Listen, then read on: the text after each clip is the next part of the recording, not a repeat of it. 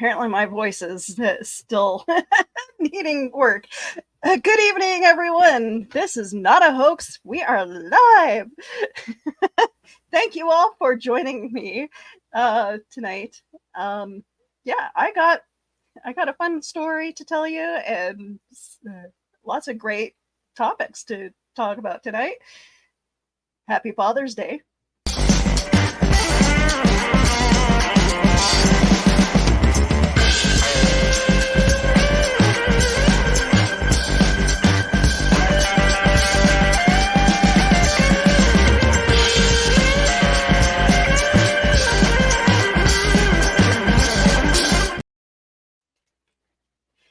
The following podcast may be disturbing to some diehard cryptid hunters. We're all here to have a good time, so sit back, have a drink, and let's learn together about myths, monsters, and legends, and some hoaxes.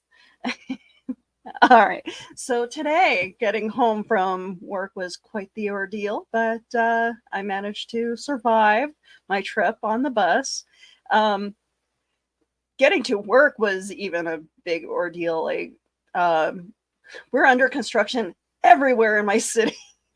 And of course, there happened to be a marathon going on uh, all over the city. Um, so streets were blocked off, power was out in areas, and I swear, it took me like 2 hours just to get to work. Just to try it. My husband, I love him dearly, but sometimes his thinking uh, isn't always the best. But managed to buy a card for my father-in-law, which Walmart had very little selection. Gotta love those last minute shoppers. Okay, so Walmart. Why does Walmart have such a big selection of cards for Mother's Day, and just a little standee with like two sides worth of Father's Day cards? I'm sorry, I don't get it.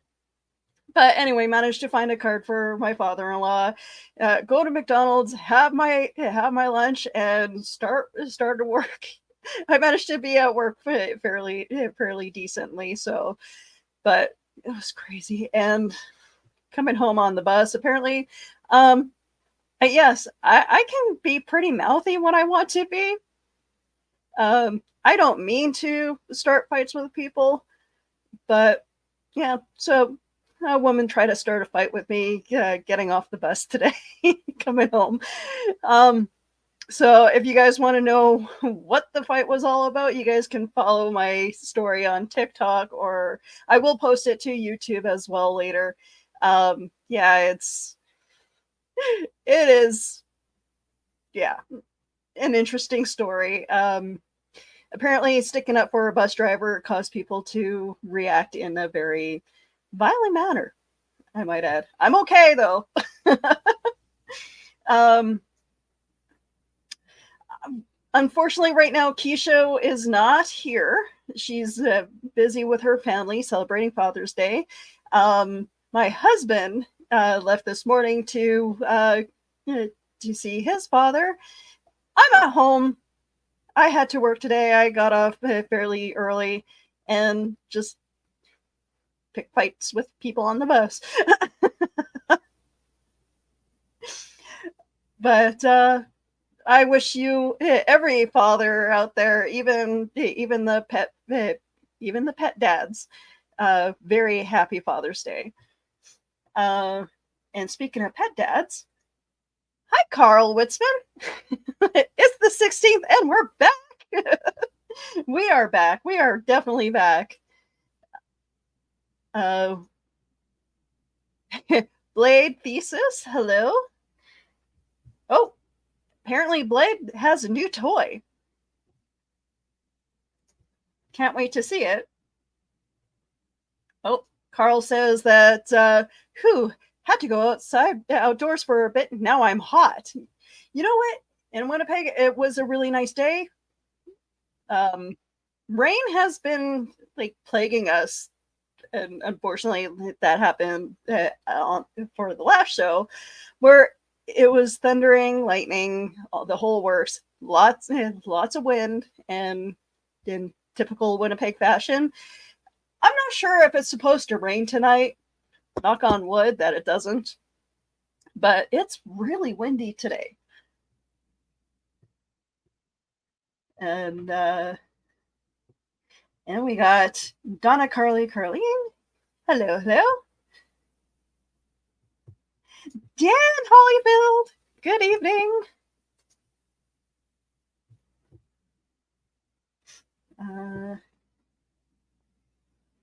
So there's if you guys want to read the chat, you guys gonna have to join the many people on YouTube land, but we do have some people on our Facebook page. Hello, Daniel McKellen and Eli T. Cash. Marathons, Martians, and Madness. Oh my. So yes, I am here. I am here finally, and yeah, trying to get through this thing we call life. So, one of my favorite stories that, while I was looking up hoaxes, one of my favorite stories that came up, it was the story of Richard Branson's April Fool's joke, where he made an air balloon and hired some guy to dress up as E.T. to come out of it when it landed. A little person, shall we say. And that's what it looks like from the sky. And this is hilarious to me because, you know, we always ask ourselves, is there life outside of Earth? And, you know, I'm pretty sure the altercation that happened while I was on the bus is the reason why aliens lock their doors when they pass through Earth.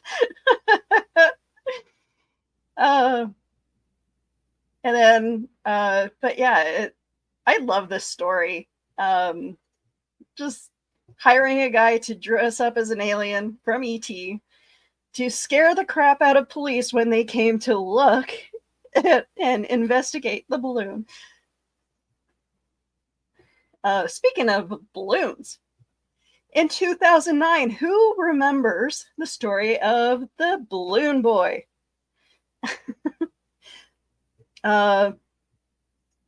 So the family that perpetrated this whole scenario tried to fake the whole experience of their son being in the balloon when it went into the air. So the experiment was, the craft was invented by the boy's father, Richard Heaney. It was maroon. Sorry, I can't read today. It was moored in the backyard of the family Fort Collins home. The National Guard, along with numerous sheriff's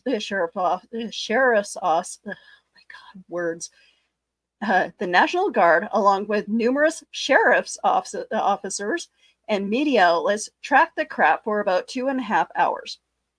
When the balloon sat down in the field southeast of Hudson in Wild Country, Falcon was not inside. So yes, the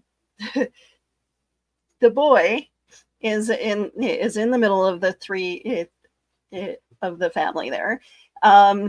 He was told to hide in their attic while for 2.5 hours people searched for him after the balloon had landed. I believe it was like 2.5, or like it floated for 2.5 hours, and I think there was a huge search that happened. The parents did end up being put into jail for this false claim. So remember, folks, if you're going to build a balloon, make it funny. Less chances of you guys going to jail for it.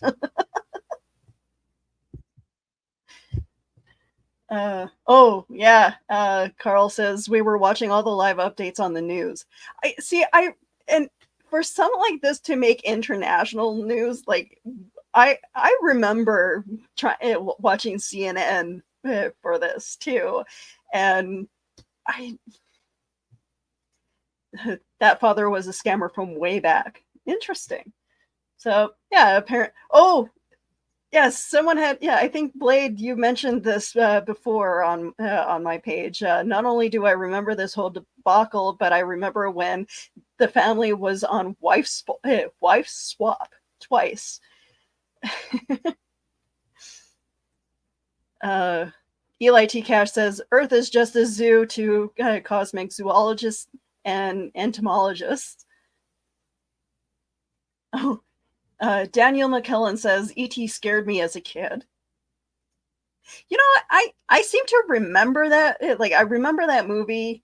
Um, it came out it came out when I was born, but I remember watching it uh, in school one year, and all I can remember is the candy that like the Reese's Pieces being a huge thing. I I'll eat it from time to time, but I can't have Reese's Pieces without thinking of Family Guy's little trap of uh, James Woods with the candy. Ooh, a piece of candy. Yeah, Donna, I need a balloon. I mean, you have a piece of it, don't you? Like you found a weather balloon that you let your cats play with.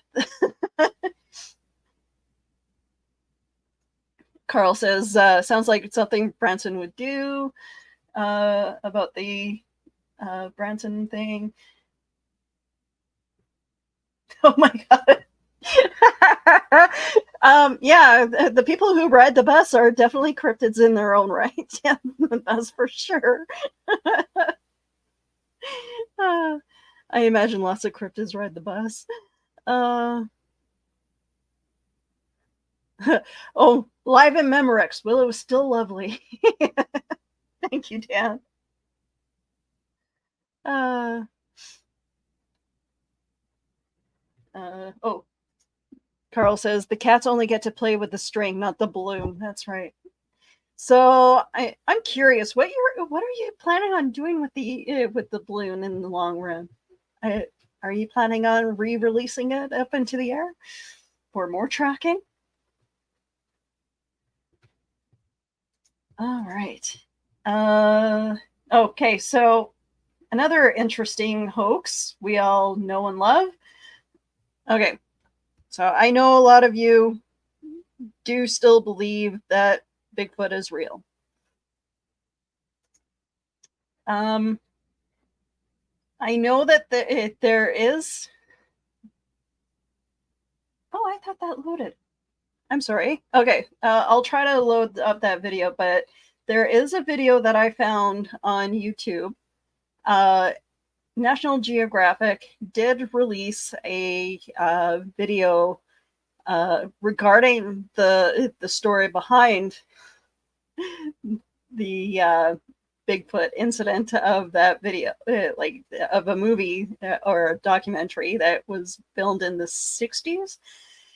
Um, and they found the guy who dressed up in the costume, and he goes into full detail.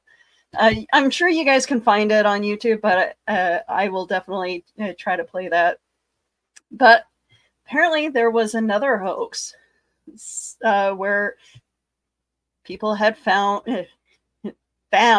in quotations a body in ice of Bigfoot that ended up being fake. So they keep trying very hard to claim that they found the body of Bigfoot or proof of Bigfoot. I'm still not convinced it's real. Sorry, guys. I can't. that is just something that I can't personally believe. Um, but Johnny will say differently. um, okay, and then who remembers the story of the crop circles? And how they became to be. People still claim that crop circles are from alien spacecraft landing, which I'm curious if that is the case. Are they just individual spacecraft that are landed in a type formation like that, or is that the way the bottom of the spaceship looks? But the story is that two guys created the crop circles with a wooden plank and some rope. And I believe they were college buddies in England. And they went around and went into farmers' fields and created these crop circles. Now, lots of people have since copied their their designs and the way they make it. See, the thing about the crop circle hoax is people were so fascinated by the crop circles and how none of the plants were broken, and they claimed that was their proof that aliens existed, was the special way that the crop itself was folded and the stalks weren't actually broken. Donna Carlene says, I've got to go with my Scottish heritage and say Nessie is mine. I would hope that aliens would do better than leave messages by damaging property, but two drunken Brits, sure, says Carl.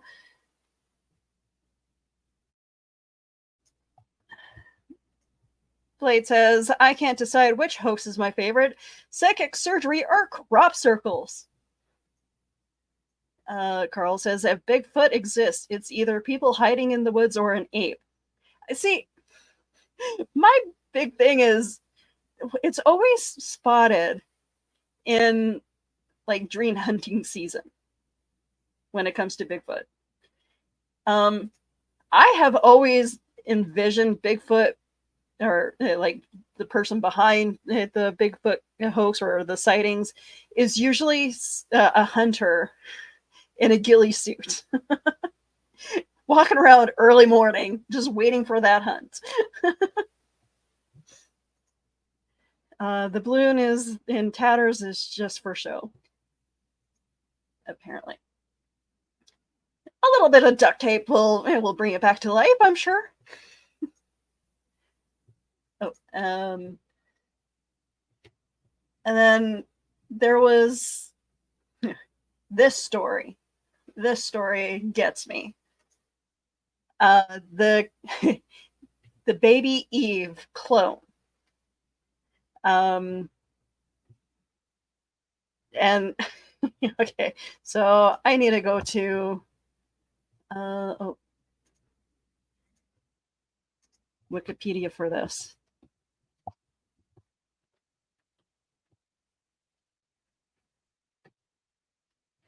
It's from a group called Clonade. And tell me you look like a cult without telling me you look like a cult.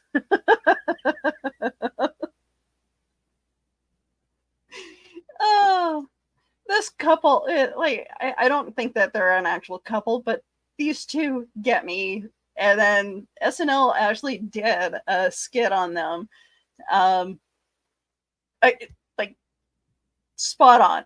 Seriously, like they did it spot on. So what was Clonade? Clonade is an American-based human cloning organization registered as a company in the Bahamas. Founded in 1997, it has philosophical ties with the UFO religion, realism, where sees cloning as the first step in achieving immortality. On December 27, 2002, Clonade's chief executive, Bridget Boisselier, I know I'm butchering that name, claimed that a baby clone named Eve was born. Media coverage of the claim sparked serious criticism and ethical debate that lasted more than a year. Florida attorney Bernard Siegel tried to appoint a special guardian for Eve and threatened to sue Clonade because he was afraid that the child might be treated like a lab rat. Siegel, who heard the company's actual name was not cloning, decided that the Clonade project was a sham. Bioethicist Clara Alto condemned Clonade for premature human experimentation and noted the high incidence of malformations and thousands of fetal deaths in animal cloning. So I remember them doing the whole cloning of the sheep, Dolly. For some reason, I don't recall this hoax very much. I do recall something, but I mean, I am Canadian, so don't fault me on that. But yeah, I remember the argument of ethics of whether or not it would be ethical to clone a human. I don't know. Honestly, I'm a little on the fence about the whole cloning thing in period, because as much as I would love to clone my cat Simba, whether or not it would actually, whether or not the personality would be the same is a totally different thing, because I keep thinking about multiplicity, and every time you clone something, every time you clone something, it degenerates in a way. So I don't know. I would personally, I'm gonna love my animals as much as I can when they're still alive. Cloning them to make them stay with me forever is kind of creepy. It's, to me, it would be like, I mean, humans have their own cloning abilities. I mean, I'm like a splitting image of my grandma, which is very creepy. Oh, Baby Eve, was that the discredited scientist turned cult leader? I think that was, yes. Because yeah, or they were both already in a cult and they just decided to make themselves more well known.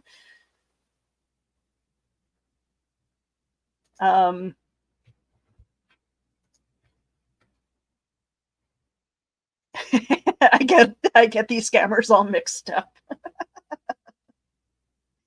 uh oh yeah. Wasn't that covered on X-Files? There were several girls cloned and called Eve. Oh, I don't remember that episode. Most likely. I think that's where, I'm sure that's where they got that from. I remember an episode of The Simpsons where Lisa found an angel corpse and it turned out to be an ad for a mall. Yes, yes, I remember the statue, or yeah, the corpse. Yeah. Um, the personality would be different because it would grow up in another environment. Yeah. See, and didn't they, like, they did there was a group, I think this was the 70s. There was a group that had taken a set of triplets, and split them up adopted them out to 3 different families. They ended up finding each other later on because, well, one guy did an interview, I believe it was on Oprah. And even even with them finding each other, they did find that they had some similarities between the three of them. Um, but you know, the experiment was to see if um, one if there that similarity would still be prevalent if in different environments. Um, well, unfortunately, one of the triplets did commit suicide because I think the stress just got to him too much. Um, I remember I remember watching this documentary, and yeah, there was a huge like court case uh, with the company that did this experiment, and yes, it's very unethical. I find like any experiments done, whether or not it's to prove mental health deficiency or otherwise or health related anything, is very unethical if the people who are in the who are part of the experiment don't know that it's an experiment. Uh, Daniel says, I always liked those late 19th century, early 20th century pictures of ghosts and fairies. Yes, the fairy photos. Okay, you bring up a good point. All oh, all human experiments are supposed to be volunteer. Yeah, but we're finding out more and more that a lot of the experiments that have happened is wasn't wasn't agreed on. um, yeah. Oh, okay. That yes, the Cottingley fairies. Uh, thank you, Carl. Uh,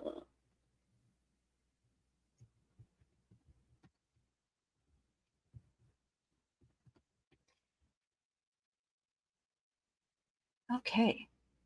So the Cottingley fairies appear in a series of 5 photographs taken by Elise Wright, 1901 to 1988, and Frances Griffiths, 1907 to 1986, two young cousins who live in Cottingley near Bradford, England. In 1917, when the first 2 photographs were taken, Elise was 16 years old and Frances was 9. The pictures came to attention of writer Sir Arthur Conan Doyle, who used them to illustrate an article on fairies. He had been commissioned to write the Christmas 1920 edition of the Strand magazine. Doyle was a spiritualist, was enthusiastic about the photographs, and interpreted them as clear and visible evidence of psychic phenomena. Public reactions was mixed. Some accepted the images as genuine, others believed that they had been faked. Interest in the Cottingley fairies gradually declined after 1921. Both girls married and lived abroad for a time after they grew up, and yet the photographs continued to hold the public's imagination. In 1966, a reporter from the Daily Express newspaper traced Elise, who had by then returned to the United Kingdom. Elise left open the possibility that she believed she had photographed her thoughts, and the media once again became interested in the story. In the early 1980s, Elise and Frances admitted that the photographs were faked, using cardboard cutouts of fairies copied from popular children's books of the time. But Frances maintained that the 5th and final photograph was genuine. As of 2019, the photographs and cameras used are in the collections of the National Science and Media Museum in Bradford, England. And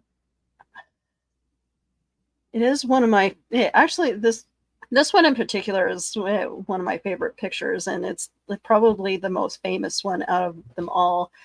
Give me a sec.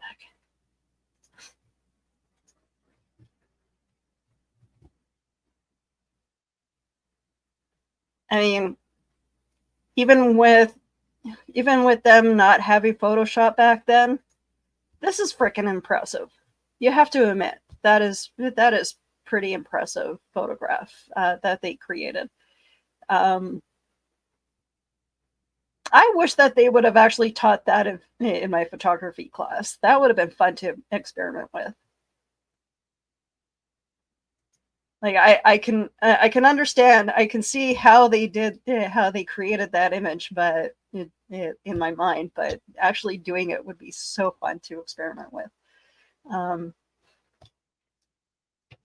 I think my husband would hate me turning one of our spare rooms into a dark room, but it would be fun. Um,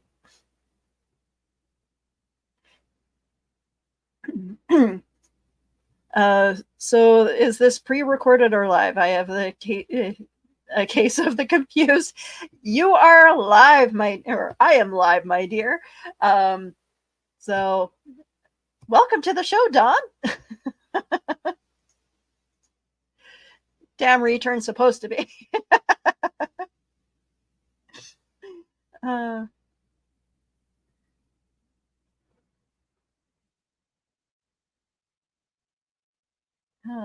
sorry, I'm just reading the.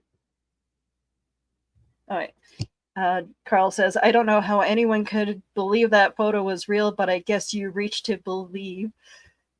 You know, that kind of reminds me of the pictures from the 90s where this woman would dress would dress babies up in like fruits and vegetables and like, other cute little photos. And I feel like something like that is, I remember seeing the pictures like that in the 90s, and it was like huge, very popular, like poster wise and uh, collectible cards. Uh, and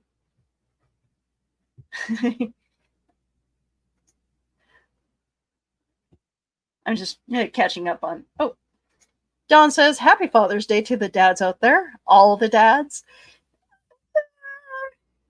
I, I want to. I agree with you. Yes, all the dads should have a happy Father's Day, but there are some dads out there that, you know, kind of deserve a little bit more than a happy Father's Day, if you get my drift.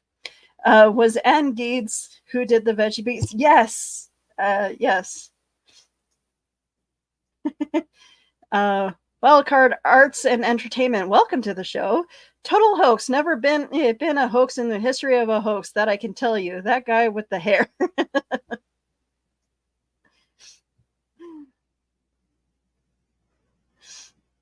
Oh, no, I'm trying to think of what other fun hoaxes happened in the last. That well, I mean, okay, so all the scam calls that we get, all the text messages. I got one yesterday about someone getting into my Royal Bank account, and I'm just like, yeah, not today, Satan. Nice try. Um, and I love watching the TikTok videos of people messing with scammers. That I I wish I can have. I wish I can do that to people, but a lot of times, most of the scams uh, that call are like those voice automated ones. Uh, um, okay, let's see if I can get that video to load up. The dog father.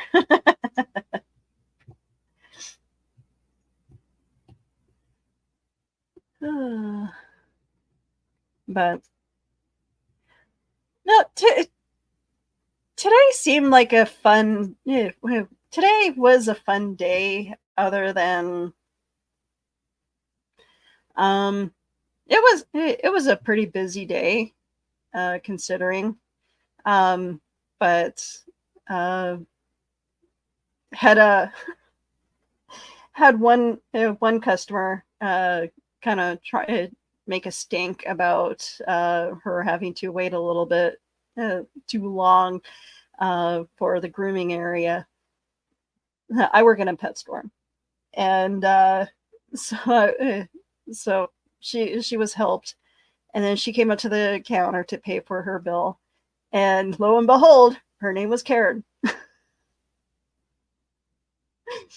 So all the Karens out there, I know some of you really hate the fact that we use Karen as a derogatory term, but some of you make it really hard.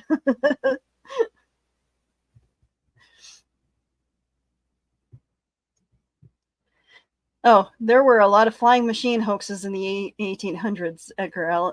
Oh, yes. I completely forgot about that.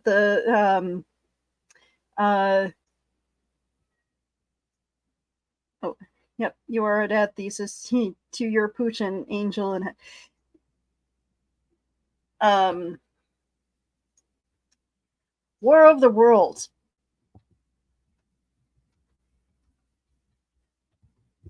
That's the most famous hoax ever.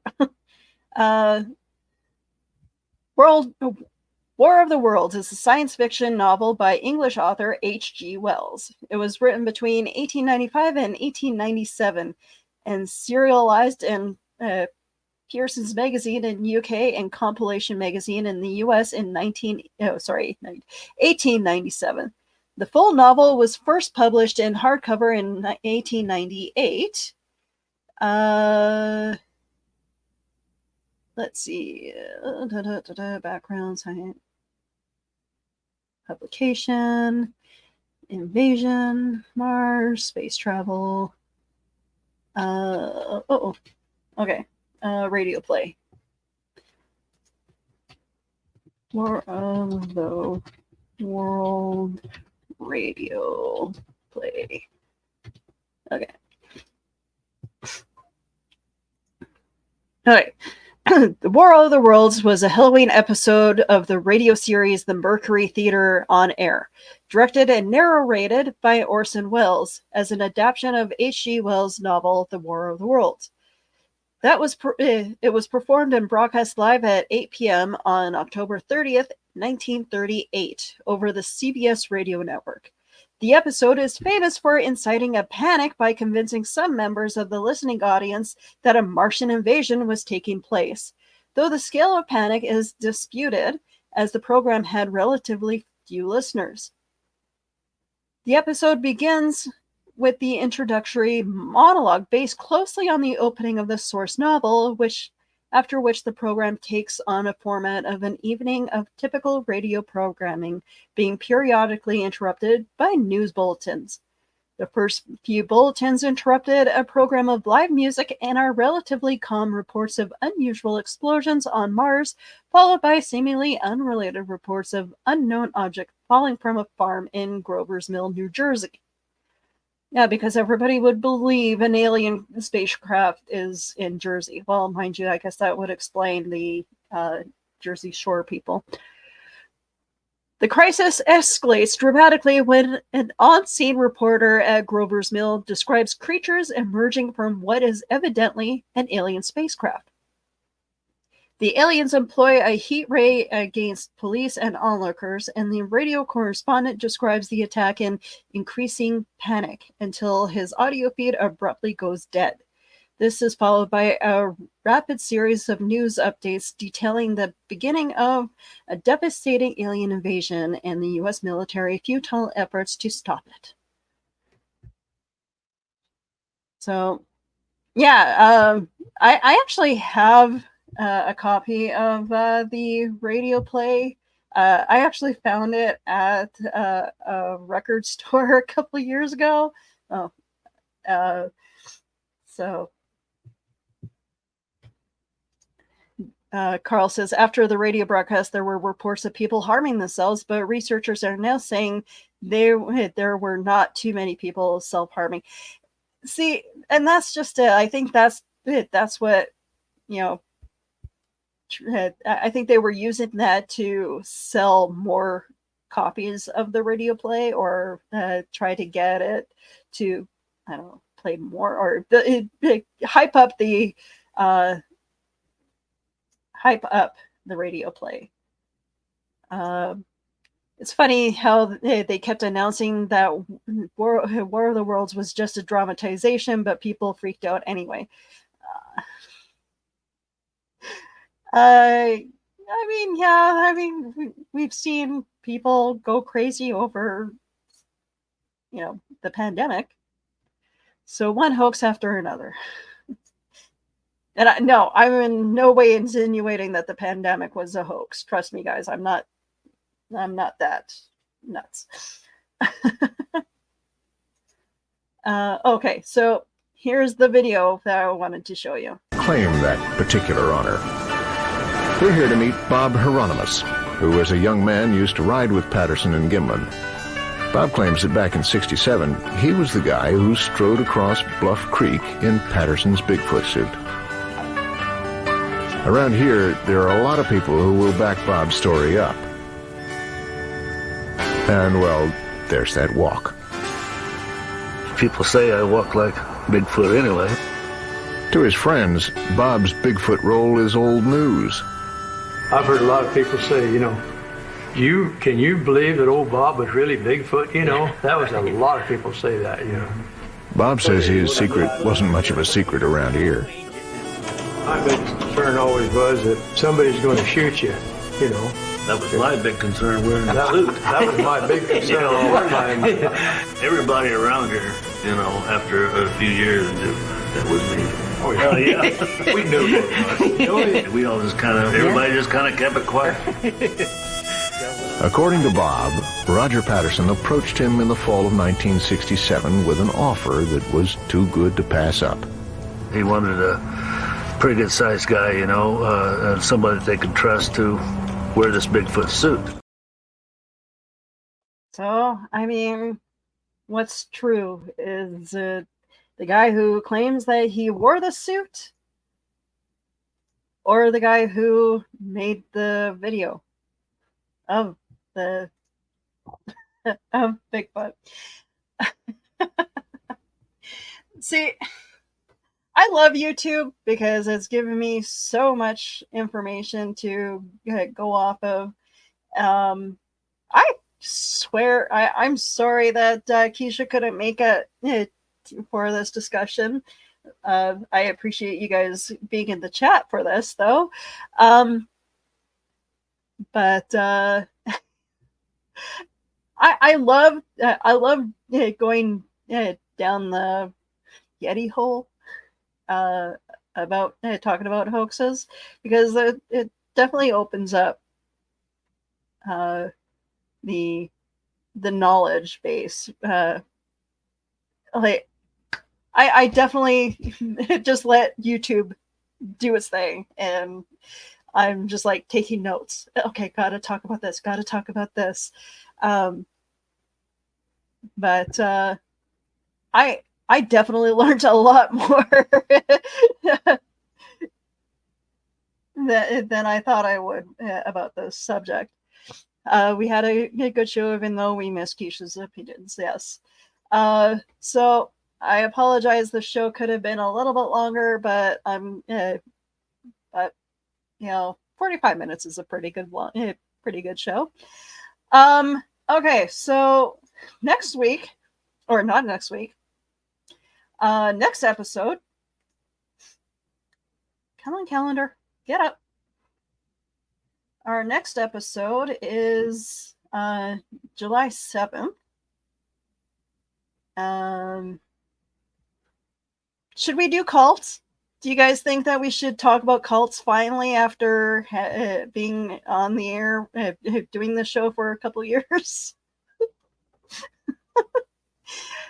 Keisha always says that she was in a vampire cult, so let's interview Keisha. Let's put her in the hot seat and let's find out what this vampire cult was all about. Okay. Yes, cults, says Daniel. Oh, so yes, we might actually need someone else to be on the show. Who will want to talk about cults with us. So cults would be fun, especially with Keisha. So yeah, let's do it. Next episode, we're gonna talk about cults. So Heaven's Gate, Branch Davidians, the Jonestown Massacre. It's gonna be a fun night. Don't forget your Nike shoes and your gowns, and don't forget the Kool-Aid.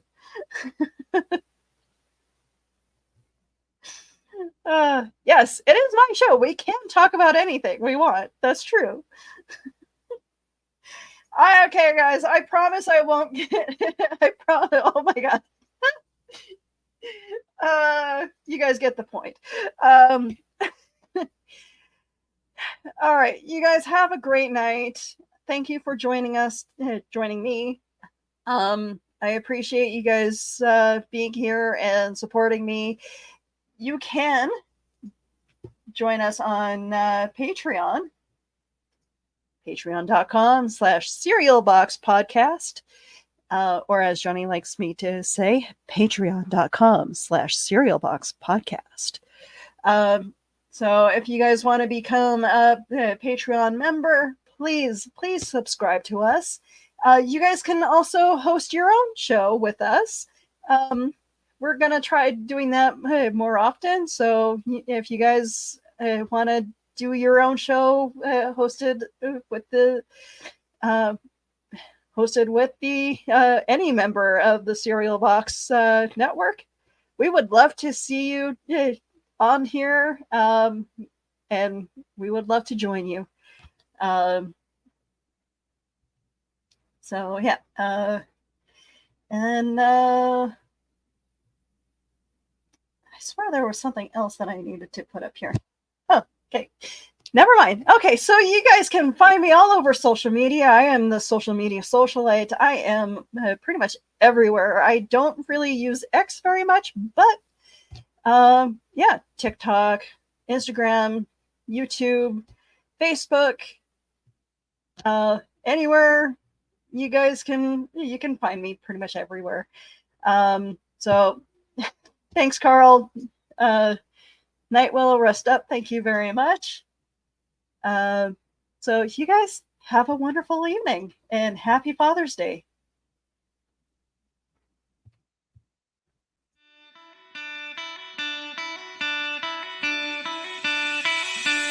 It's like